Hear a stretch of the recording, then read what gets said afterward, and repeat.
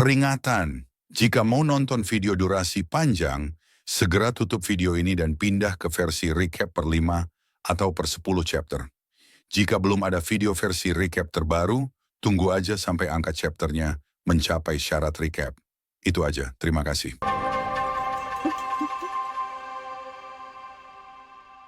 Halo semuanya, selamat datang di channel Error. Kali ini, gue akan menceritakan lanjutan dari komik Freezing the World, I Built a Doomsday Safe House, Chapter 533. Karen di chapter sebelumnya pertarungan sudah berakhir dan Tu Yunlie hanya bisa melaporkan kekalahan mereka pada Zhu Zheng. Setelah itu di chapter kali ini scene diawali di suatu tempat di kota Linhai. Di sana Seiichiro Tenguji sedang berdiri di dekat jendela karena dan mengagumi sekstabilan energi di tanah Tiongkok. Stabilitas dan ketebalan lempeng benua inilah yang ingin didapatkan oleh nenek moyang kita. Ucapnya yang mengatakan ambisi leluhur mereka yang menginginkan tanah Tiongkok. Sesaat kemudian terdengar suara seseorang sedang membuka pintu mencoba masuk ke dalam ruangan tempat Seiichiro Tenguji berada.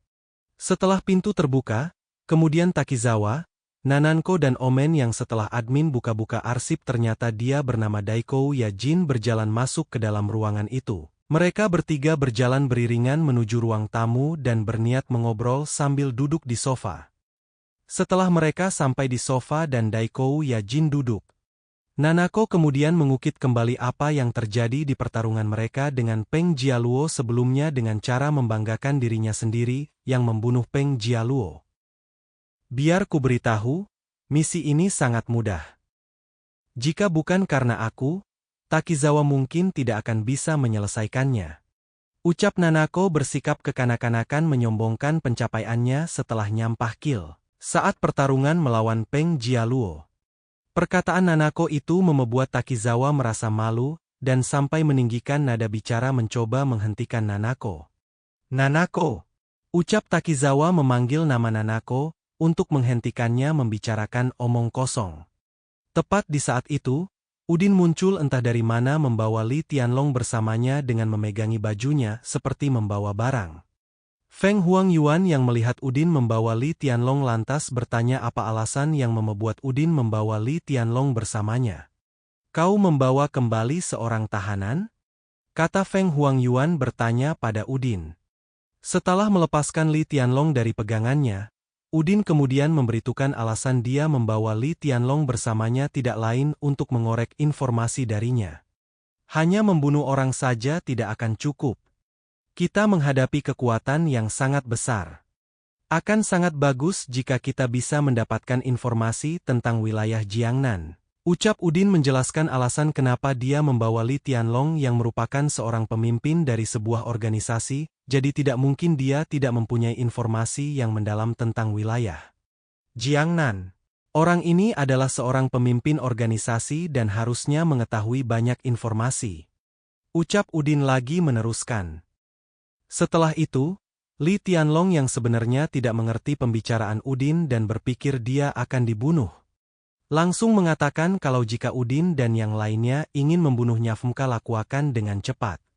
Dasar bajingan neon. Jika kau ingin membunuhku, lakukanlah. Ucapnya dengan tubuh yang masih terbaring di lantai. Namun karena settingan dari manhwa ini sedang diplot perang antar negara, jadi Udin yang kolot tidak mengerti apa yang diucapkan Li Tianlong dan hanya melihat Li Tianlong seperti seseorang yang berteriak-teriak tidak jelas.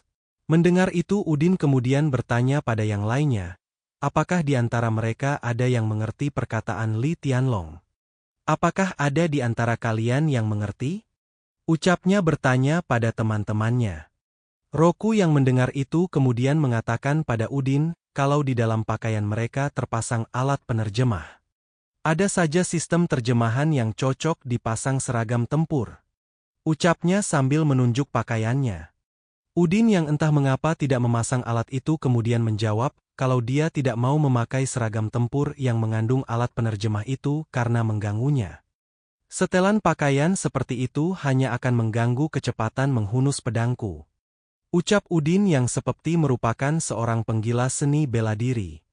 Setelah mendengar perkataan itu Roku kemudian memutuskan kalau sebaiknya dia saja yang berbicara dengan Li Tianlong. Sebaiknya aku saja yang melakukannya.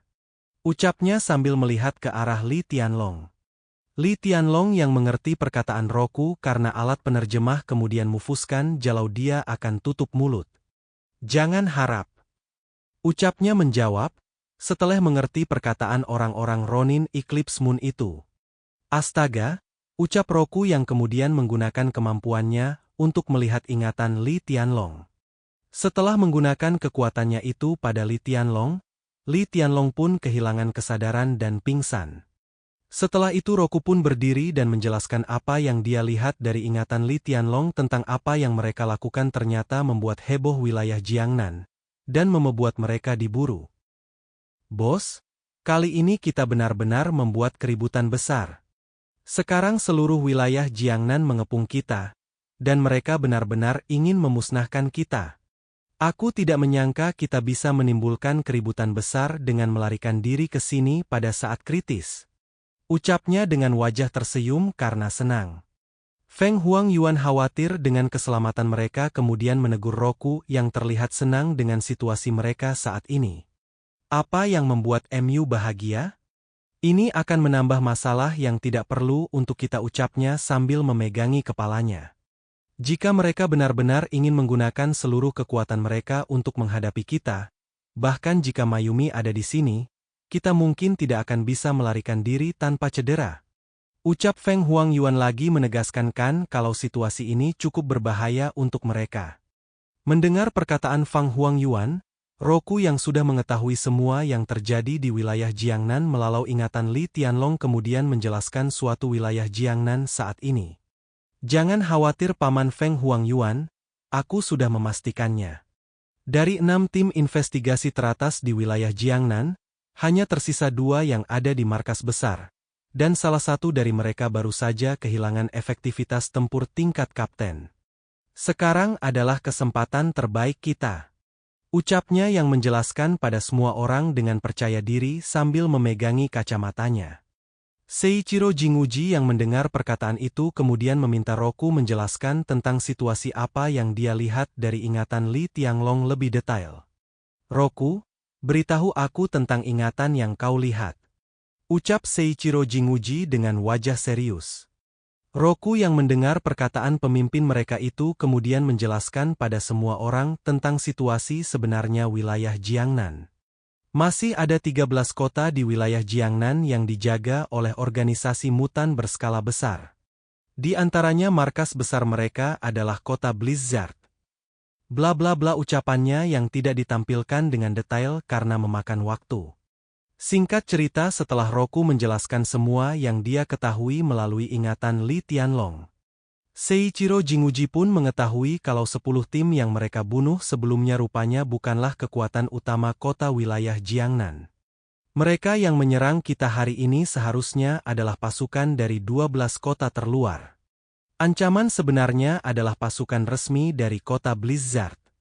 Dengan cepat dia menyadari kalau serangan itu hanyalah umpan meriam bagi kota Blizzard untuk mendapatkan informasi. Dilihat dari tindakan kota Blizzard, mereka mungkin tidak ingin kehilangan pasukan elitnya. Karena itu mereka mengirimkan pasukan dari luar kota Blizzard untuk menghadapi kita. Ucap Seiichiro Jinguji menyimpulkan kembali situasi yang terjadi setelah mendapat informasi dari ingatan Li Tianlong. Mendengar itu Feng Huangyuan kemudian menimpal perkataan Seiichiro Jinguji. Dengan kata lain, kita punya kesempatan untuk negosiasi. Ucap Feng Huangyuan yang mengerti maksud dari kesimpulan Seiichiro Jinguji.